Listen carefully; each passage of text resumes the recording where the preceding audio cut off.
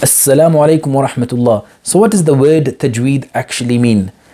When we are looking at Arabic terminology, it's important for us to understand that there are two groups of meanings. We have the lughawi meaning, which is the linguistic meaning. It is the generic meaning. In fact, it is the meaning in which the Arabs understood that particular term to actually mean. And then we have the istilah meaning, a scholarly, scientific, more concise meaning related to that particular field.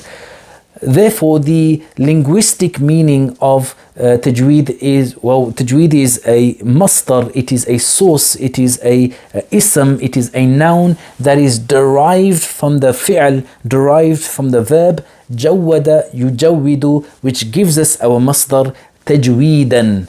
Jawwada yujawwidu is like saying hassana yuhassinu, which means to improve or to make better. If we were to use the verb jawwada in a small Arabic sentence, we could say something simple as jawwada al-amala, meaning atqanahu wa ahsana sun'a, that this person became an efficient worker or perfected his work.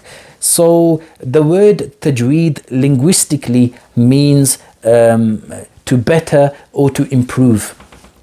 Now when we look at the istilah meaning, so the scholarly meaning, the scientific meaning, there are a few things that we need to consider.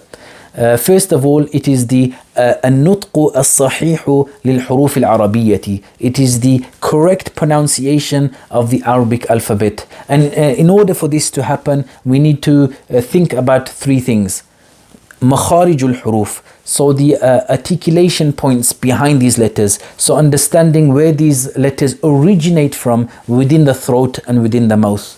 Two, understanding the sifat of these letters, understanding the characteristics of these letters. A prime example is that there are some letters, for example, that the breath travels, whereas in other letters the breath stops. There are some letters where the sound travels, there are some where the sound stops. There are some letters that are generated in the cave of the mouth and have a heavy atmosphere, have a heavy feel to the letter, and there are others that don't.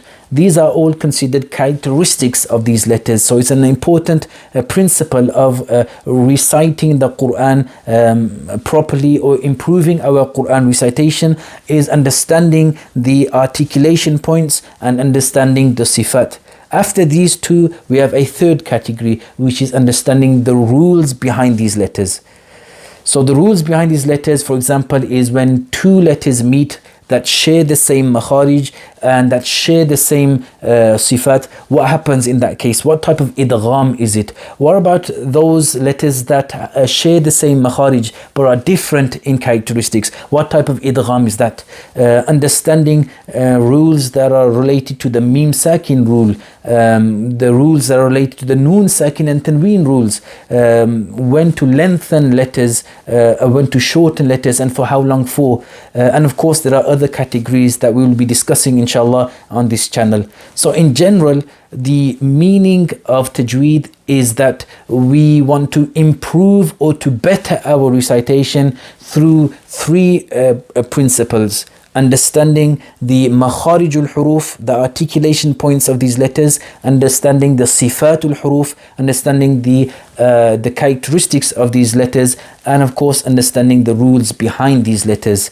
Thank you very much for joining me. May Allah subhanahu wa ta'ala bless you all, give us understanding and this ability to recite the Qur'an as it was revealed to the Prophet sallallahu alaihi wasallam. And I look forward to seeing you in my next video. Wassalamu alaikum wa rahmatullahi wa barakatuh.